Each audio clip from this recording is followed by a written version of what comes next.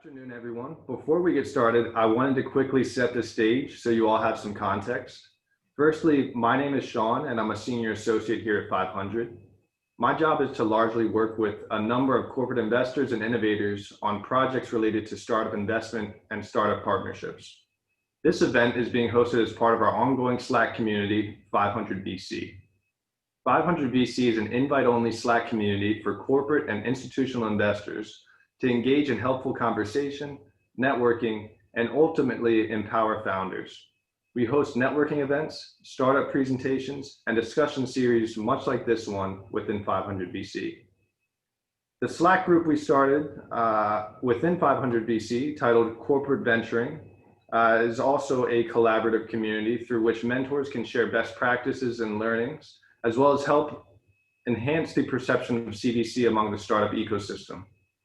If you're at all interested in joining a community like this, please feel free to shoot me an email, which I'll drop in the chat shortly. This event is part of a bi-weekly speaker series featuring top corporate venturing practitioners sharing their unique journey to CVC, specific challenges, and best practices developed as a result. We will have Q&A on, so feel free to ask questions in the chat, and we'll do our best to cover them. Now that you know who we are and what we're doing, I'm going to hand it over to Nicolas to kick things off, so please enjoy. Thank you, Sean, and thank you 500 Startups for making this happen. I think this is really useful and helpful for many people who are in corporate venturing or thinking about going into corporate venturing. Today, it's really a great honor to have Linda Yates, who is the CEO and co-founder of Mach49. For disclosure, Mach49 has been instrumental to setting up TDK Ventures as a corporate VC arm of TDK and making sure that we follow best practices, we understand the ecosystem, and we really understand the job and don't make the mistakes that are so easy to make when you're just starting.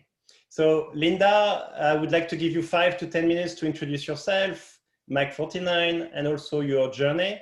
And I will be taking questions afterwards after your introduction. So if someone in the audience have questions, they can add them to the Q&A, and not the chat, but the Q&A box. Linda, all yours. Terrific. Thank you, Nicolas. Thank you, Sean, and 500 Startups for the opportunity to say hello. I'm going to share the screen for a second. I only have a couple of slides that I'm going to share with you. I'll start.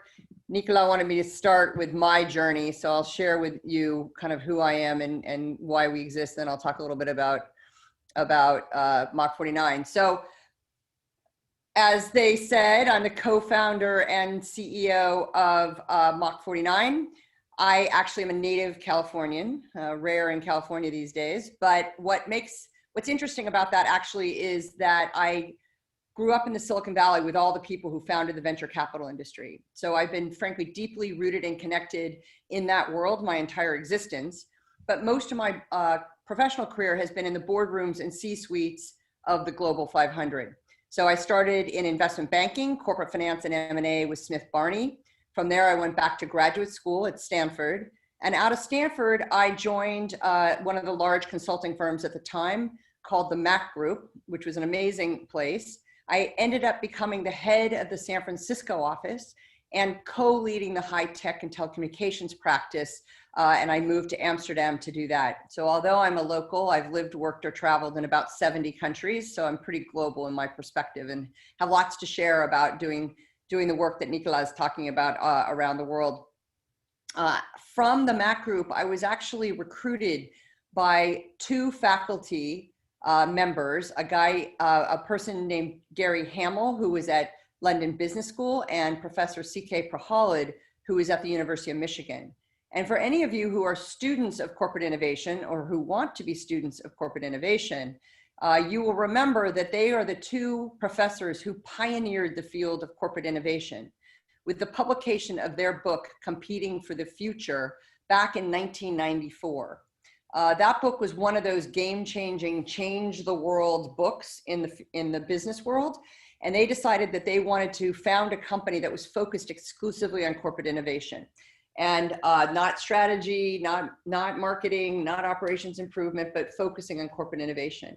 They knew they needed somebody who was bilingual between the Silicon Valley, the startups and the venture capitalists, and the boardrooms and C-suites of the Global 500. And so they also needed somebody who knew how to start a company. So they recruited me to become the founding CEO of a company we called Strategos. Strategos was very, very successful.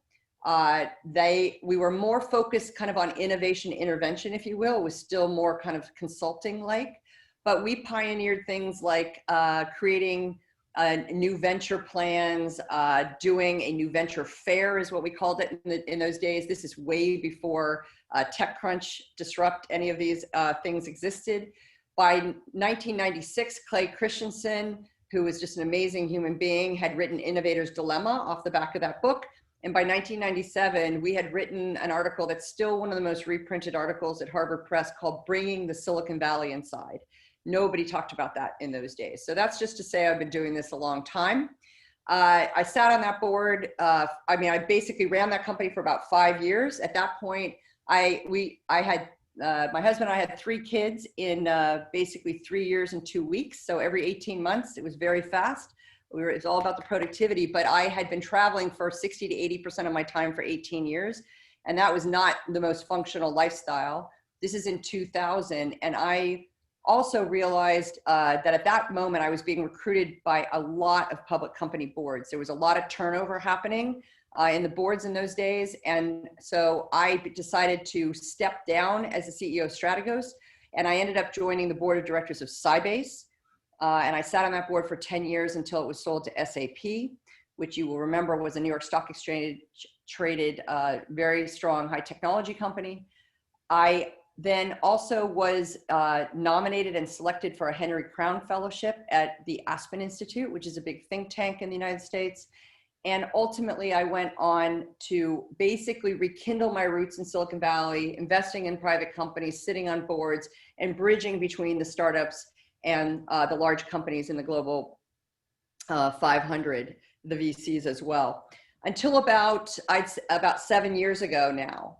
And 7 years ago is when Mach49 was born. If you look at the history of the Silicon Valley, 50 years ago when it was founded, 55 years ago about now when it was founded, all of the VCs were actually investing in what we call the dreamers, people who were creating whole new industries. But starting about a decade ago, the VCs started investing in all the disruptors, those companies that were basically going after all of the existing industries and all of the large Global 1000 companies. So we were seeing a lot of people kind of come into the Silicon Valley looking for what hit them or looking for that innovation fairy dust to be sprinkled upon them. I'm not a big believer in fairy dust, but I 100% believe in the ability of large companies, because of our success at Strategos, for large companies to basically disrupt themselves from the inside out, to create, build, and launch new ventures generated from within to drive meaningful growth, and to disrupt themselves from the outside in investing and partnering with startups in a very strategic way. So founded Mach49 to, in essence, become the Y Combinator, if you will, for the Global 1000. And that's kind of where we are today. A couple of other interesting notes about me, and I'll talk a little bit more about Mach49. We're complete eco geeks. So I was blessed to be able to create and build the greenest house in America that we've been sharing all of the results of with lots of people around the world. I am a big believer in 21st century education. So in the middle of all that, I founded a school as well. And I've just kind of finished up the final edits on a book that Harvard Press will be publishing on the methodology that we use. The first book is Disrupting Inside Out, How Companies Can Launch New Ventures at Startup Speed to Drive Growth, which will be published in March of 2021. And as I just said to Nicolas, we will be doing the second book, which is around disrupting outside in, probably about 12 months after that, of which we will be featuring lots of case studies, such as what TDK Ventures has done. So I will just hit one quick thing on Mach49. You know, as I said, we focus on kind of 2 big areas: this disrupting inside out and then disrupting outside in. What that means is we basically do 4 things. We help large companies launch ventures, build incubators to work ourselves out of a job, and do that on a perpetual basis to build a pipeline and portfolio of new ventures. The third is that we help them do, as we have with Nicolas, with TDK Ventures, with JetBlue Ventures, with Pernod Ricard's Conviviality Ventures and others, Goodyear, Hypertherm, help them basically do corporate venturing, build world-class CVC funds, or in some cases, like with Shell, we help their investment committee in one of their divisions think like and act like top-tier venture capitalists and bring a portfolio mindset to the investments that they're making. And in some cases with clients, they actually don't have a CVC. They kind of dip their toe in the water by doing partnerships with external startups. And there's good ways to do that and not so good ways to do that. And then the last thing is helping people kind of bring the Silicon Valley inside. And what we mean by that is I'm not a big believer in innovation transformation, but what I do believe is that if you basically take the mothership, that oil tanker, and you tether enough speedboats in the form of new ventures, whether invested in from the outside or invested in from the inside, and those new ventures are now 100 million, 300 million, $400 million. That's, $1, $2, $3 billion in market cap. The mothership will turn. They will start to ask you what the from to shifts are that they need to basically make to ensure that these new ventures can reach escape velocity. So we are 100% focused on execution. We are an interesting cadre of successful serial entrepreneurs, top-tier VCs, and C-suite executives. We say you have to have no hair or gray hair to work with us because we've done what we're teaching. And in our operating careers, we've created about $50 billion in market value in companies that we've invested in, we've created, managed, or built. And then the last thing I'll say, which is related to the book that I just talked about, is that from the beginning, our whole goal was to develop a teachable, repeatable, scalable method around both the corporate investing and in the venture building. And so we've invested, we were very stealth and invested tons of time to be able to share methodology, process tools, templates with people around the world. So happy to be here and happy to answer any questions or go wherever you'd like to go. Thank you, Linda. It was great. And thank you for sharing your personal journey. I think that's really helpful for the audience to get to know you. I had the chance to know you for the last 2 years, but not everyone had that chance. So thank you. I guess this is the first time I hear your analogy about speedboats, and I really like it. Can you push that analogy a bit more about why would big companies not think about having these speedboats? Yeah. So one of the challenges, so I use that analogy because, a lot of people say, oh, we want to do innovation transformation. And that means, a lot of money, a lot of workshops, a lot of people from the outside telling people on the inside what to do. And our thing when we talk about kind of what can you learn from Silicon Valley, what you can bring inside, is that we believe that there's basically 3 things you can really understand about Silicon Valley that you can do. Number one is that we understand customer pain, right? No one in the world knew they wanted a microwave oven, a minivan, or a DVR, but they knew that they weren't getting home in time to cook their favorite meal. They couldn't watch their shows, and they had to cart an ever-increasing number of kids, dogs, and sporting equipment to myriad places. And so they could tell you their pain, but then it's up to you to basically take that pain and marry it with the art of the possible. What are the current trends in technology that are available? And then the third thing that we do in Silicon Valley is we place a series of small bets. We do pilots, we do experiments. And the reason why is because the way we look at funding in Silicon Valley is funding is like an onion. Every layer of onion is a layer of risk. Could be market risk, technical risk, financial risk, or in the case of a large company, governance risk. You love it to death or you starve it of oxygen, right? So when the best companies and the best, kind of internal entrepreneurs, external entrepreneurs are the ones who know how to remove the greatest amount of risk on the least amount of capital, okay?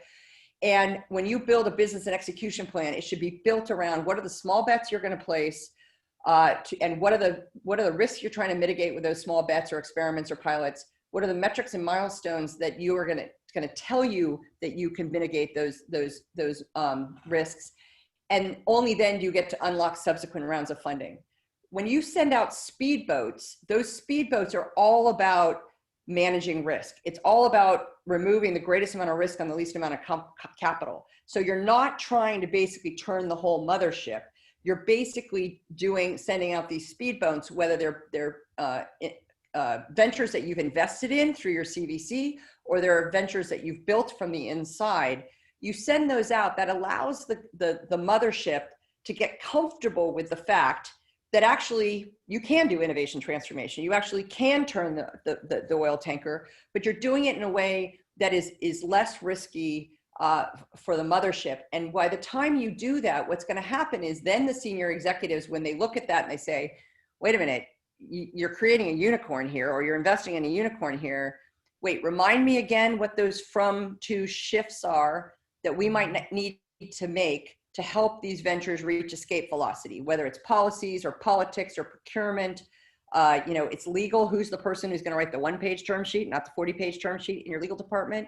So that's really why we use that analogy, which is don't basically go in and try to do innovation transformation or turn the mothership. You know what? Send out the speedboats, have proof of concept, have things that are in the market with product market fit generating revenue. Now you have that bully pulpit. Now you have that foundation to stand on. And I think on top of what you're saying, I like the intuitive reference to being faster, more nimble, and cheaper to do these experiments. Yeah. I think one of the things, in fact, the closing paragraphs of my book there are two altruistic reasons I founded Mach49. Number one is that people are living longer and longer because of healthcare and technology. And most of those people are actually, as much as we love startups, employed by large companies. But I believe most large, and so by doing venture building and venture investing, you basically help turn these motherships into a portfolio of companies. When you're a portfolio of companies, by design, you are basically closer to the customer, you're more agile, you're more nimble, you can kill things faster, right? But you can also accelerate things faster. And so it's really important, I think, for people to think of themselves more like Berkshire Hathaway, more like, TDK Ventures is becoming the growth engine for TDK because it's going to basically keep the mothership current on the art of the possible. Also, if you do have an incubator, a top tier CVC, one option for your incubator, if you're doing venture building, is to build. The other three options are to buy, partner, invest. So a world-class CVC, when married with an internal incubator doing venture building, will actually be able to help accelerate those ventures, even the ones inside, because they'll know where in Silicon Valley or Tel Aviv or Mumbai or Singapore or London, a great startup might exist for you to work with. Very, very nice. I'm going to have two questions, which is about the past, and then we will go on to the current and best practices and all of that. One is from the audience, and I want to remind the audience, if you want to have a question asked, you use a Q&A, not the chat. So the question is from the past. So you mentioned dreamers and disruptors. Who are the current founders? And maybe you can add a bit more of what was so important about it. About dreamers versus disruptors? Yeah. Actually, so Paul Holland, I'm going to share one slide with you guys because I think you'll appreciate this. But Paul Holland, who runs our Disrupting Outside In practice that Nicolas worked with a lot, he wrote this article, and we can share it with all of your audience, on dreamers and disruptors for Huffington Post. And the whole point was that really, if you think about it, 50 years ago, people didn't really worry about the Silicon Valley because they were literally investing in all these dreamers, all these new companies, right? They were investing in semiconductors and microprocessors and smartphones, et cetera. But today, right, they're going after every single industry. And our fundamental belief is, look, there's literally no reason that any of these guys couldn't have done it. There's no, every large company that people like to say is a dinosaur they can beat the startups at their own game. They can easily eat the unicorns. You have ideas, you have talent, you have brand, you have resources, you have capital, you have technology, you have customers.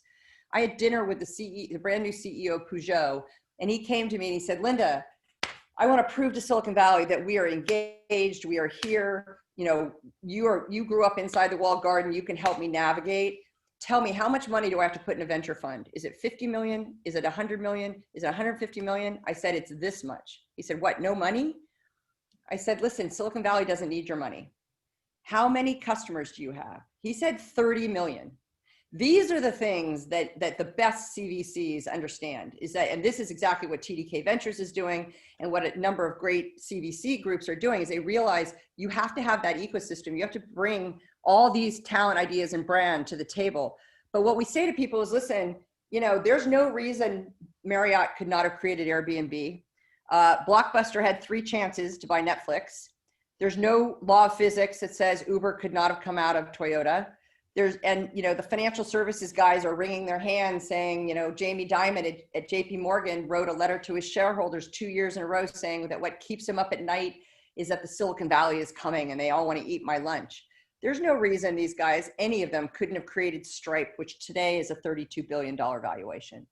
And so, you know, that's the issue about dreamers and disruptors, which is there's no reason that large companies cannot disrupt themselves either from the inside out or the outside in.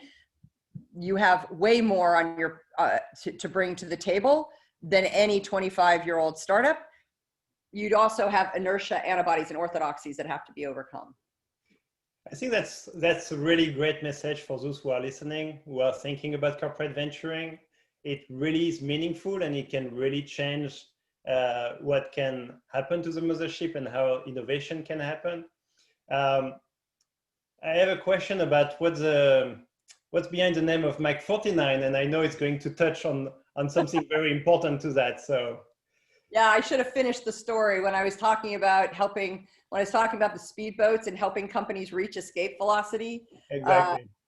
Mach37 is actually escape velocity. That name was taken. So I needed a number bigger than 37 for my wonky physics friends in the Silicon Valley.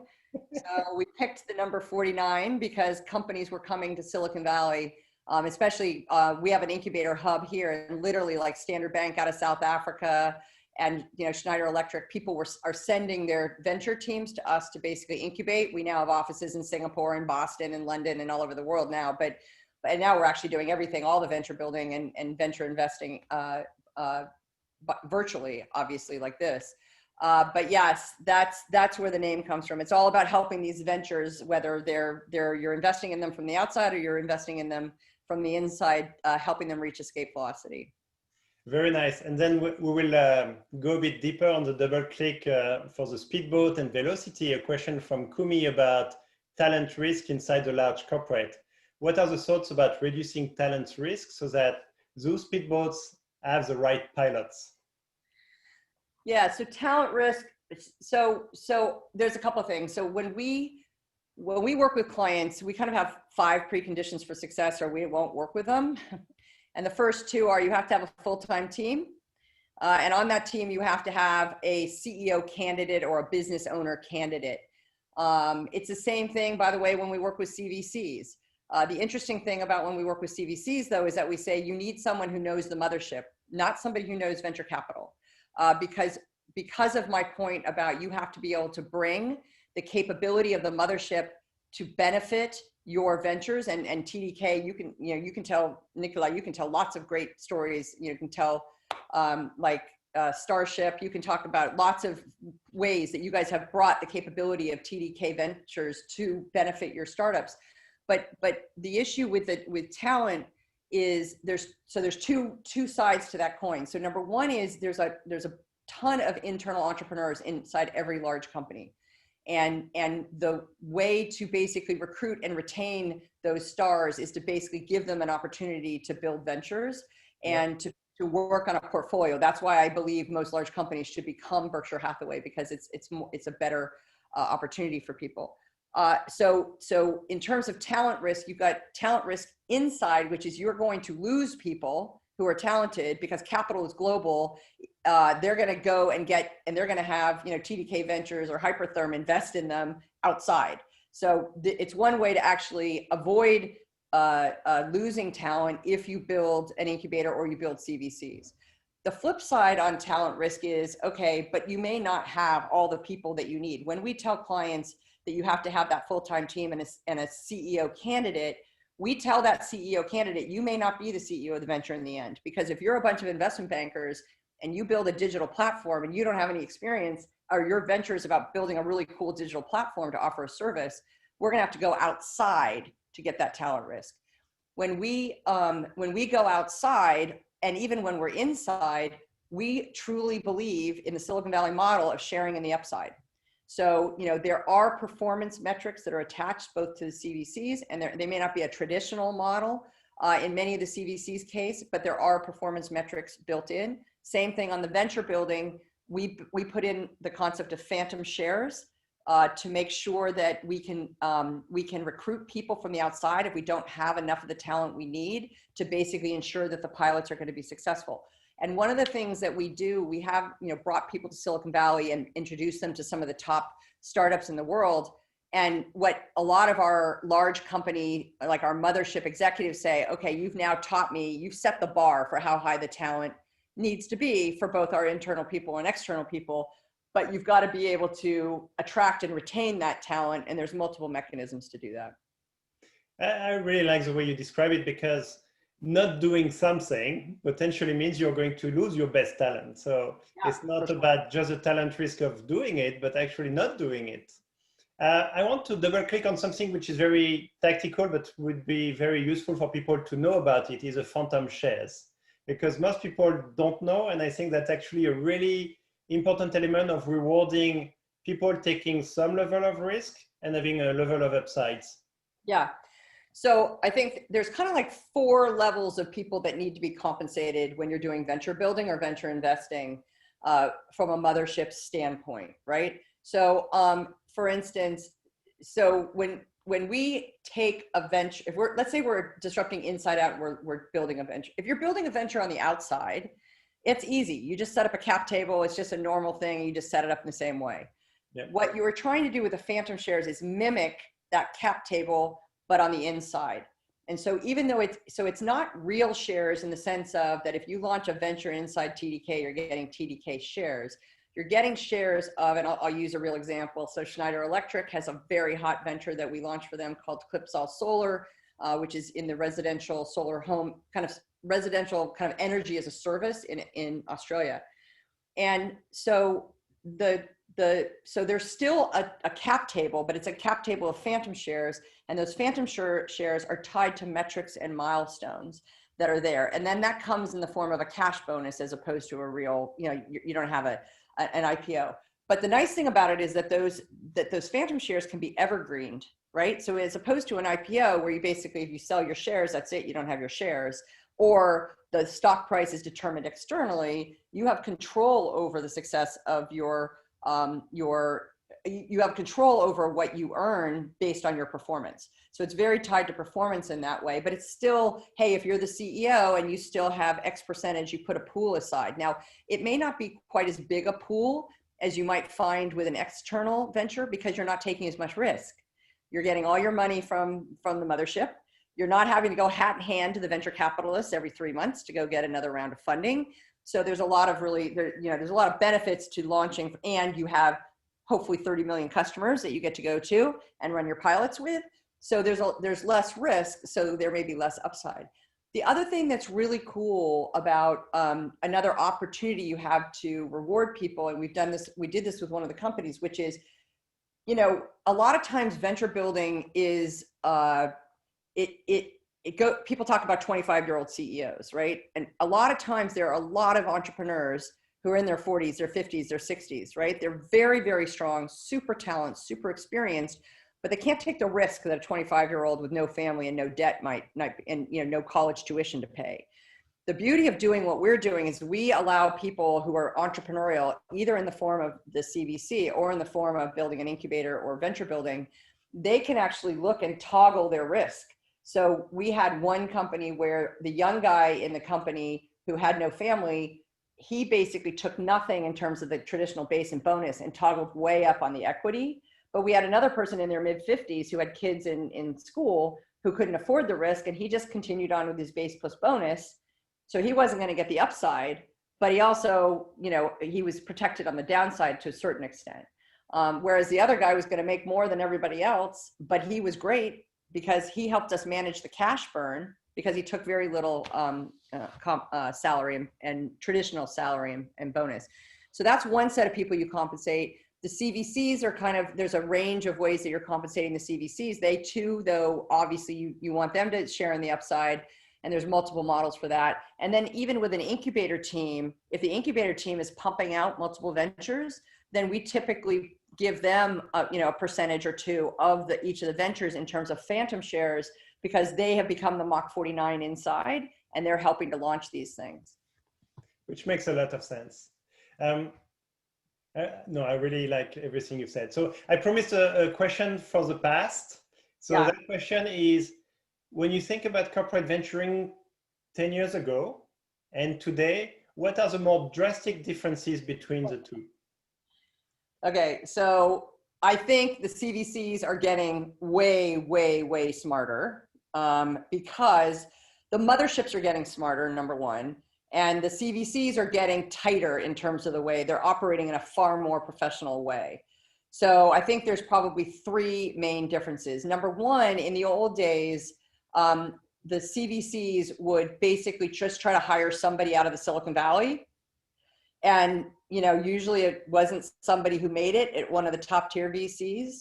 And so it was kind of the worst of all worlds. You weren't an insider at the mothership, and nor were you a top tier VC, because obviously they weren't going to that. Yep. So that was, I think, that's one of the big differences, is that now what people are realizing is, listen, what you really need to run a CVC is somebody like you, somebody like Stefan Longuet, somebody like Bonnie Simi at JetBlue, people who really understand the mothership, so that you can deliver the capabilities and core competencies. You understand the strategic fit with that. That is really the number one way that your A players bring A players. And if you are an A player inside of TDK, then the A players in Silicon Valley are going to recognize that, because you can deliver the goods. What people don't realize, and this happened over and over again, there was just tons of roadkill among CVCs in Silicon Valley, because over and over again, what would happen is that they would want to get into a hot deal. And then, Benchmark or NEA or Excel or Foundation might say, yeah, you know what, you could be a really great strategic partner, but can you deliver your global supply chain expert to my 30-year-old CEO in the next 48 hours because he's facing some problems? If the answer wasn't yes, then guess what? They were going to write you off. And so that means that you are only going to see the dogs that they wanted to bring to you. So, it's just so important for you to be perceived as an A player and serious about corporate venturing. So that's the first difference, is that they're realizing that what's more important are the internal people they staff in the CVC than anybody from the outside, because you can partner with people on the outside. The second thing is that they were so incredibly slow. Like, there was no design. They didn't know why they were doing it. It was kind of FOMO. We're just going to jump into this. Their investment committees were taking 6 weeks to turn around decisions, and making the CVCs basically build the same kind of analysis you would for the core and legacy business. They were operating like management review boards, not like top tier venture capitalists. So now they're learning more about, hey, it's about portfolio. It's about option value, not net present value. It's about customer acquisition and revenue, not about short-term profit. So they're using a different filter and a different lens in a smarter way for what might make a good investment. And I think they've really done they're doing a much better job in that. And then I'd say the third thing where I think the CVCs are going to beat the venture capitalists is that the VCs now are tied to their limited partners. Their limited partners have gotten hooked on fast returns. Now, COVID will shift us back potentially. But, a lot of the VCs have not been able to, and it's a little bit harkens to why Mark Andreessen wrote his letter about it's time to build, because he's basically saying, look, we need to make longer term investments. We need to invest in things that might take a little longer. But right now, I actually think the CVCs can own any of these longer term, these ventures that could be incredibly disruptive, many times mega unicorns, because they can be more patient capital. They're used to investing in long term because of R&D. So I think the CVCs are going to actually fit. There's a tier. I actually had this conversation with Shell Ventures because, if you look at some of the things they're doing, that's going to take a long-term time to kind of to basically build that, real technology and real science around some of the stuff that some of you guys are doing. And the VCs just frankly don't have the ability to invest.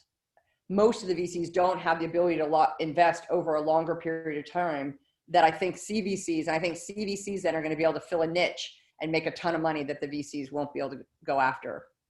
I think also CVCs have an opportunity to influence the outcome. They bring a lot of values that could come from the mothership.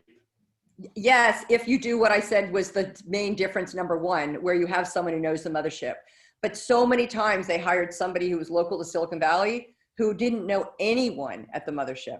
And if you don't know anyone at the mothership, you can't pick up the phone and deliver those core competencies, assets, capabilities. You're dead in the water with the VCs.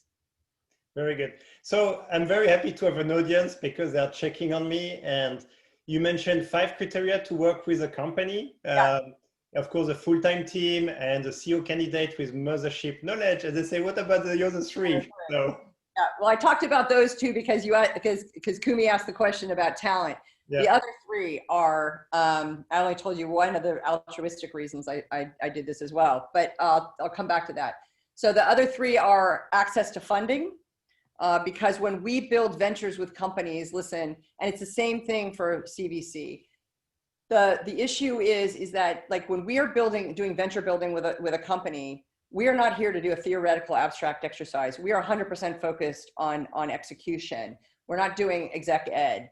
So in 12 weeks, that venture has a daily stand-up, nightly sit-down. They have a logo, they have a website. They are a real startup.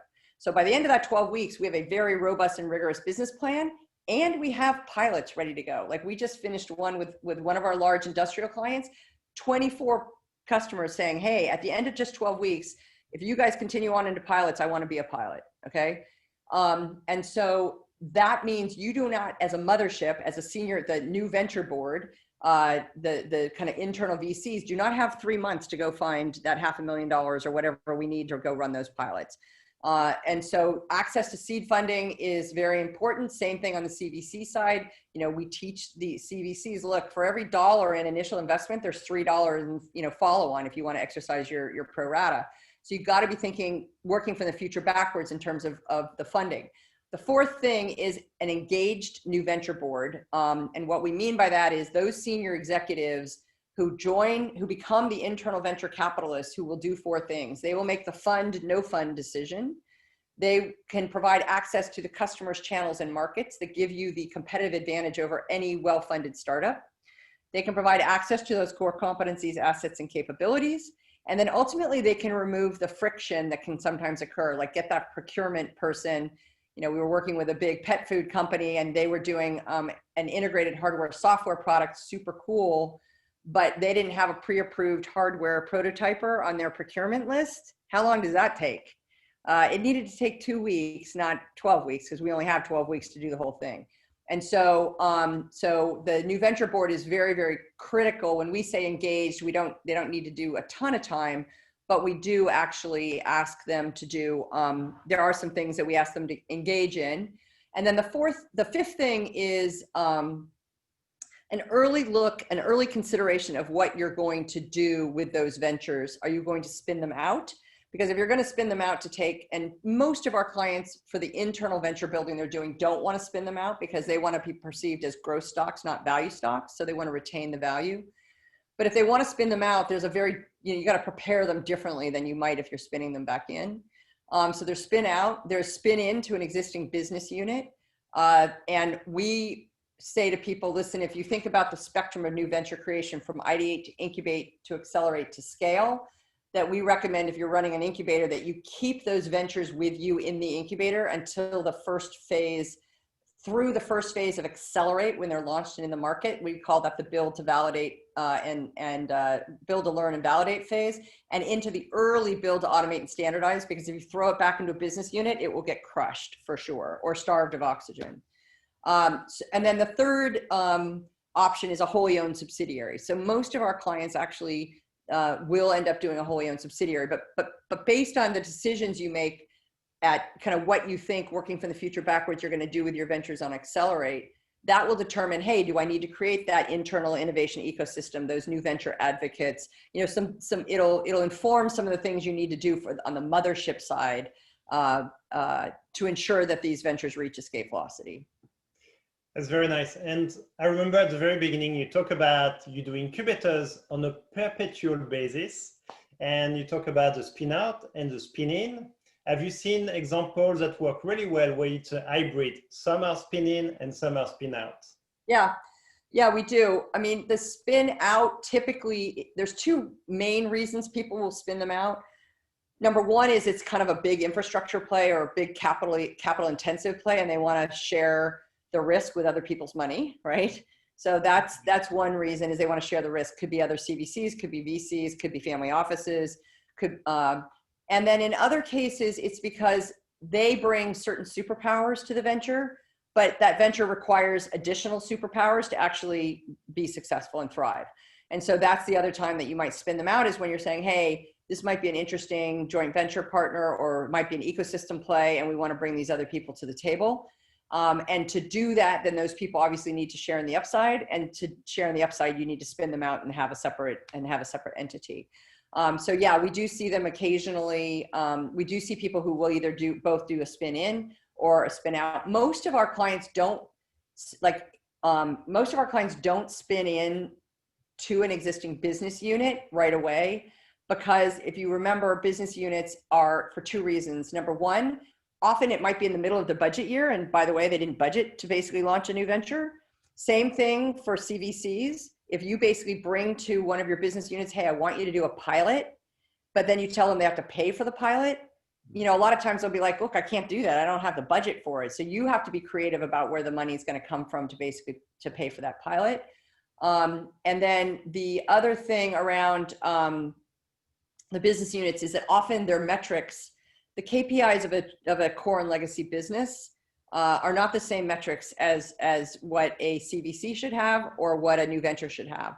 And so it's very hard to basically, you know, the metrics that a business unit lives by, those KPIs are very different than what you want from a venture. You want a venture you want them reinvesting, not basically looking for short-term profit.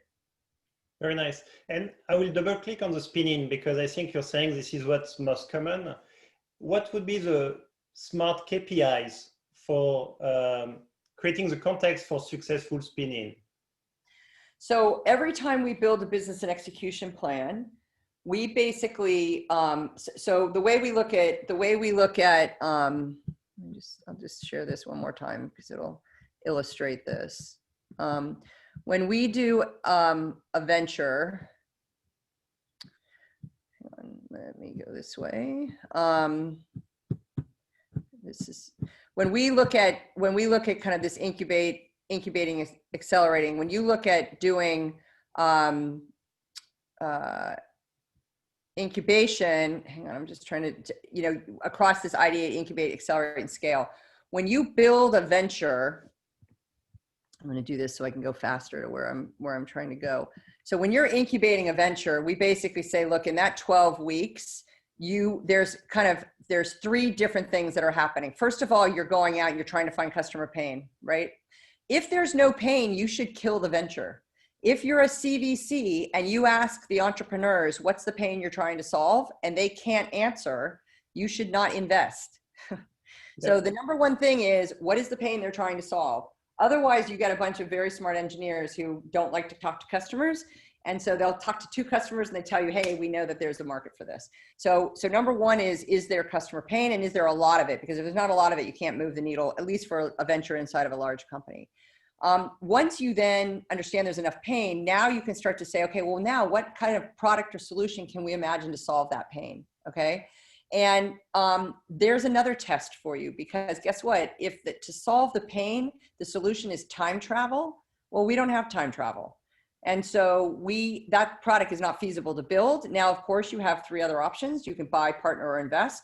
But if none of those are feasible, then you have to put it on the shelf. You have to kill that venture at that point in time. And then the third thing is then when we understand we've got tons of pain, the product is feasible, now we're going to design the business. And then to your point, when we design the business, we are going through a very extensive look at what the risks are, how we're going to mitigate those risks. And I'm going to actually show you a real page out of, so we basically build an operating plan that is built around the small bets and experiments you're going to run, what risks you're trying to mitigate in different things, what the metrics and milestones that tell you you've mitigated that risk, and only then do you unlock that next round of funding and the next round of funding. So both your operating plan and your use of funds should absolutely be built around your experiments and your risks. And frankly, when I do investing in startups, I ask them, okay, what are the risks? How are you going to mitigate those risks? What are the tests that you're doing? What are the metrics and milestones? And so the KPIs then, Nicola, become the KPIs related to the risks, either the market risk, the technical risk, or the financial risk, or governance risk. When we move to accelerate, the thing that's really important for you to understand is when you go to the accelerate phase, not only is there kind of these three phases, but there's also the other thing that's really important is to understand that in each of these, I'm going to show you one other slide that's important on the accelerate side. When you're talking about accelerate, is that there's this slide in terms of, look, you got these three phases, but then within those three phases, you're actually testing more than just the product, right? We talk about there's 5 swim lanes when you're looking at a venture. There's product market fit, and there's the building the product, there's looking for that, right? There's also then tests you're going to run around the go-to-market. Are they using inside sales? Are they using digital? Are they using, field sales? What's the mechanism that you're going to use to go to market? The third is the business model. How are you going to make money? What are the sources of revenue? And you need to design tests on willingness to pay and how you're going to go after that revenue. The fourth swim lane is around operations. It may be great. You have so much pain. There is a totally feasible product to build, but guess what? It's so expensive to deliver that product that the unit economics don't work and they don't scale. And so you can't make any money. And as a large company, you've got to be able to move the needle for a multi-billion-dollar company. And then the fifth swim lane is really about growing the team and making sure, back to that talent conversation, that you've got the right people in the right place and the right team. Very nice. And now if we look at KPIs for the audience who wants to do an incubator inside their own company, what would be their KPIs to make sure that what you've just described, the blueprint, is not just protected and nurtured, but actually does pop up quite a few successes? It won't be successful every time, but actually, like you said, failing early is okay. What's not okay is to go for a long time and then you end up with no market. So what would be the KPIs you would recommend for people who are in charge of the incubation? Yeah. So the number one thing, so obviously, there's a really, the Financial Times basically just created a new innovation media platform that anybody who's doing a CVC or an incubator should be looking at. It's really quite good. It's called Sifted. And they actually just put out some very scary statistics on on corporate accelerators. So the average venture capitalist, the success rate of their ventures is about 11%. If a venture goes through like a Y Combinator or a Techstars or a 500 startups, that tends to be a higher success rate, maybe about 12%. Corporate incubators and accelerators actually are only about 8% success rate.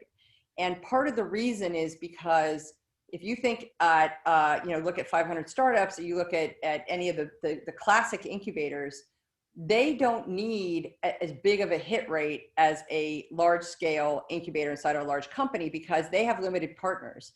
If they have 2 startups that do really well, that returns the fund, their limited partners are happy. So they can afford a lower percentage success rate.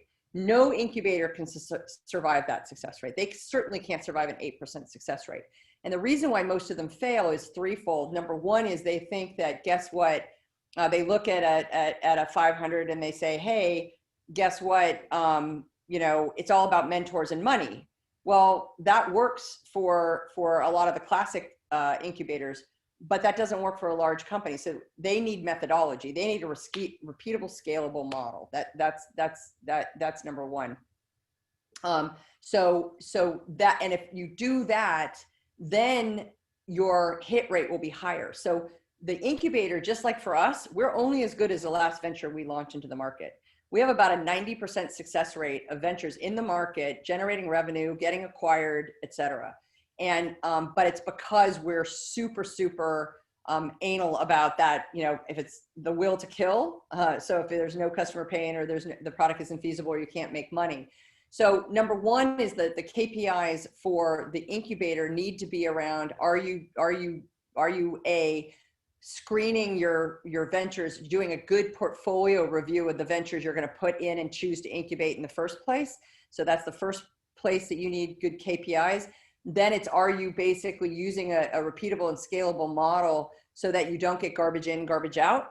And that each of on the back end, you're doing very, very robust and rigorous business and execution plans. And then your primary KPI is going to be around the success of your ventures in the market. And you should be, frankly, no less than a 50% success rate if you have been disciplined about the incubation process. And even into accelerate, right? You may kill it then. But again, if you're trying to remove the greatest amount of risk on the least amount of capital, so you should not be over investing in these ventures early on. So let me challenge a bit, Linda. If it's 90%, is that not playing it too safe? No, because you need to kill ventures, right? You need to kill ventures. So we don't want to have 100% success rate. I don't think it's possible. If you look at the history of Silicon Valley, so 90% is. So for us, the thing is that what's really important about that 90% is that's not 90% coming out of Incubate. We don't count it when it finishes its business and execution plan. We only count it if it's basically already a launched venture that's funded, that's actually got pilots and customers demonstrating a willingness to pay, or it gets, so that's not too safe there, considering that everybody else is 8% or 10% or 12%. But I think, if ours is 90%, I think 50% is realistic. I would say they should do 90%, but I think for a startup incubator, I think that's, it's beating the odds, Silicon Valley odds by a lot. And I think the mothership plays such a big role that if the mothership isn't disciplined and doesn't get, doesn't lean in, and it doesn't basically figure out how to help these things reach escape velocity, then then it's going to be hard for that incubator to achieve that kind of results without that. So there's a little bit of a hedging of bets on my part for the benefit of the incubator, because their mothership has to basically behave. Very nice. I have a question from the audience, Bruno, and because you see so many CVCs, I think you're a really good person to answer this question. Should a CVC be part of the corporation, a department, or should it be set up as a separate entity, arm's length? Okay, so I have, so it should be separate as a separate entity in the sense, so TDK is a perfect example of how, and you could maybe, you can share exactly how you're set up, but so it can't, here's what it can't be. We are not believers in, especially at the beginning. Now you can evolve to this, but at the very beginning, the whole value you bring to the network and the ecosystem that you want to be considered an A player in is the mothership. It's the assets, core competencies, capabilities, channels, customers. What we see is that too many people too fast try to basically really separate themselves and just become a financial engine as opposed to a strategically relevant reason for the mothership. If you basically completely disassociate yourself with your mothership, then you're now competing with Benchmark, with Foundation, with Kleiner Perkins, with Sequoia. And I love you all, but it's very hard to do that when they've been doing it for 50 years. Okay. All those people who founded those companies were friends of my parents. All right.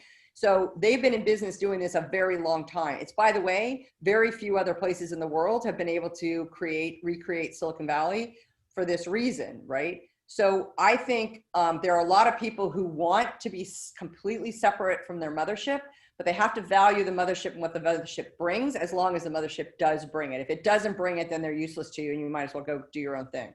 But I think you can evolve to becoming a completely separate entity. But the value that I actually think that there is less risk to you becoming tethered to the mothership, being a speedboat for the mothership, than being completely severed from the mothership, because then you're just another venture capital firm, and there's not that many super successful, there's not that many really high power. You got to go out and raise money. You got to go out and do all this other stuff from the outside. So there are a few that have been very successful in doing that, but there haven't been too many. So it's a cautionary tale. But I do think having your own, being very lean and very agile is very important. Like, you need 3 people on your investment committee, not 10 people on your investment committee.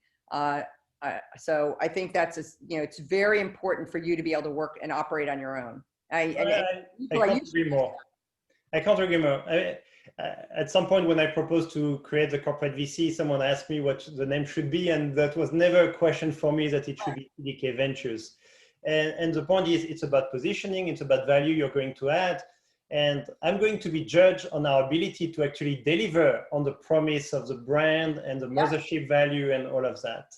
So I have Ara, who has a question, which is a double click on what you just said. So I think that's really a good question.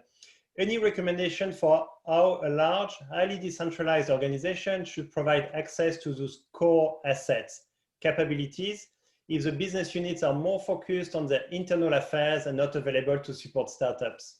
Yeah, really good point. So, there's two things in your question. So number one is AT&T Foundry actually was one of the most well-respected.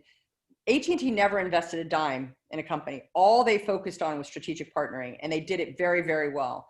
And the reason they did it well is because what they did is they had a group that was dedicated. So this could be a strategic partnering group, or it could be your CVC, where somebody in the CVC is the liaison to the mothership and is the person who basically is responsible for making sure that those startups have a good experience with the mothership. That's very, very, very important. And so, typically what we will create is an internal ecosystem of either CVC ambassadors, who, by the way, will share in maybe they get a bonus of some sort if your ventures do well, but find a way to compensate them or recognize them in some way.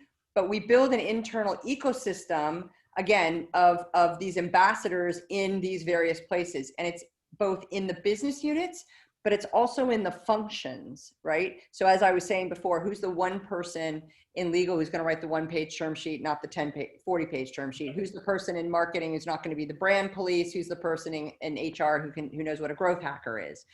And so it's very important to build that internal ecosystem. When we design, when we have a blueprint for designing CVCs, just like we have a blueprint for designing incubators.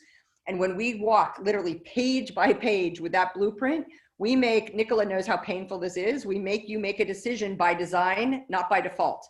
So we make you ask the question, we make you ask and one of those things is, how are we going to deliver the capability? And it's why it's so important to be, part of the senior executive team when you're in the CVC, so that you can deliver that capability.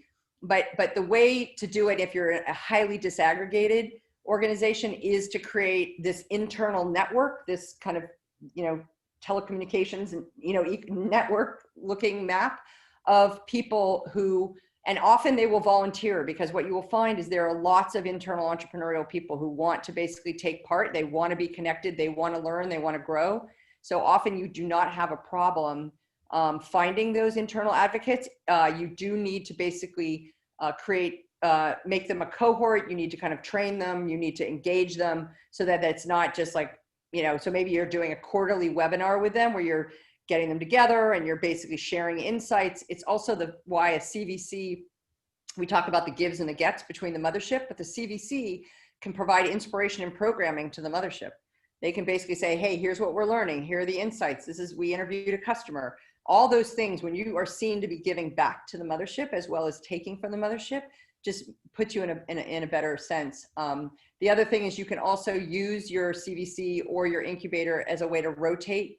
Your chief human resources officers tend to love these because they're a way for you, going back to the talent question, to recruit and retain, because you can do a rotation through. And when you take people from the business units and you put them in the CVC for 3 months, guess what? That person then goes back to the business unit as your advocate.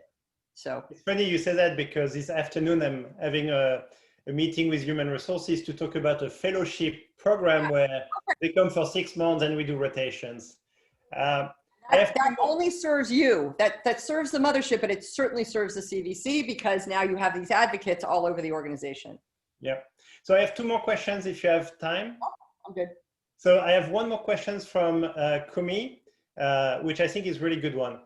Devil's advocate, why would a corporate like TDK create a CVC rather than equity stakes in relevant businesses? Broadcom never had a CVC, while Intel and Qualcomm have. And if I talk about TDK, before we started TDK Ventures, they had made in the previous 3 years 10 minority equity investments. So clearly you can do some of that without a corporate VC. So here's a devil's advocate question from Kumi is, why do we need a CVC? At what point does it make sense to have one? Yeah, you don't need a CVC necessarily if you are an agile organization. So let me give you 2 examples. So that's a cheeky answer already. So in some cases, a CVC. So the issue of the CVC is, in some cases, the CVC may be investing in something that is very different from what the core is going to invest in. So for instance, if you take Shell Ventures exists, but Shell Ventures focuses on investing in upstream technologies and things like that.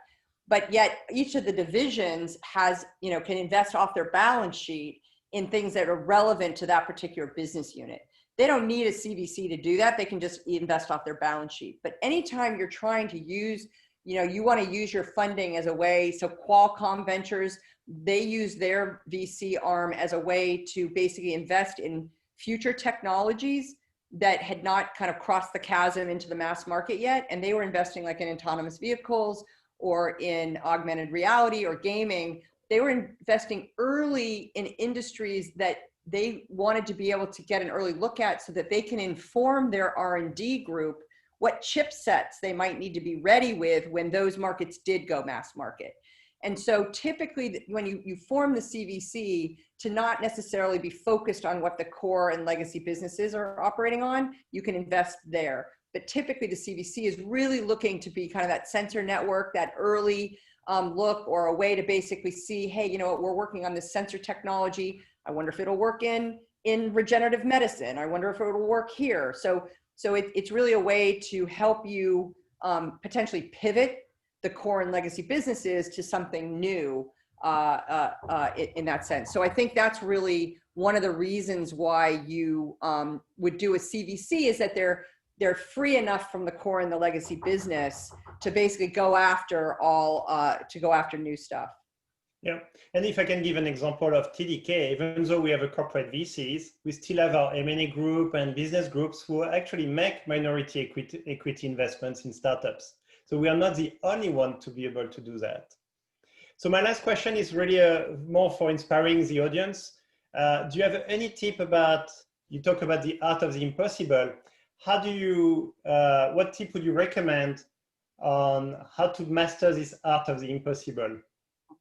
The art of so I think it's, again, this is where I think building a world-class CVC is how you master it, because it allows you to put your toe in a lot of ponds and to test that and to see if it really fits with the mothership. So, again, it goes back to, how do you place small bets? How do you do pilots? How do you do investments? And I think it's just a really, so mastering, the biggest thing for motherships is that they are not current on the art of the possible. They do not know what current trends in technology are out there. They literally do not. Look, Uber doesn't exist if we don't have mobile phones, real-time payments, GPS, et cetera. And so the world is moving too fast. And if you're focused on your core and legacy businesses and the different business units, you're just not gonna be fast enough to go out to test something, pivot it, pilot it, try it, and you just got to get really good and get that flywheel going. And I think you can do it in the form of an incubator, you can do it in the form of a CVC, but those are places where you can place small bets, you can test, you can learn, but be sure if you're going to test and learn that you have a mechanism that you can then capture that learning, curate it, and disseminate it back into the market. Thank you, Linda. It was really nice, inspiring, and amazing answers. Thank you so much. Always fun, always fun. All right, everybody. Take care. You. Bye. Bye.